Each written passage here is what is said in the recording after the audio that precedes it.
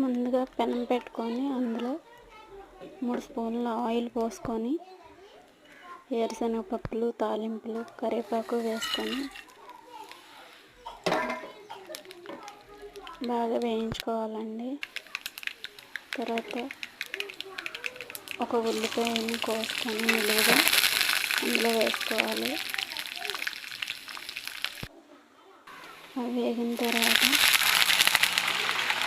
2 గ్లాసుల నీళ్ళు పోసుకోవాలండి. అందులో రుచికి సరిపడా సాల్ట్ వేసుకోవాలి.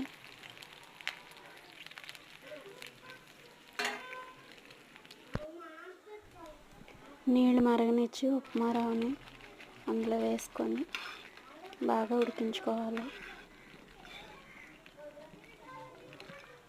ఉడికిన తర్వాత కొంచెం కొత్తిమీరతో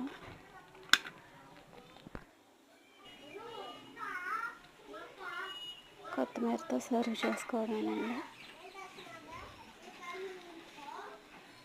కొత్తిమీర వేసుకొని సర్వ్ చేసుకోవాలి.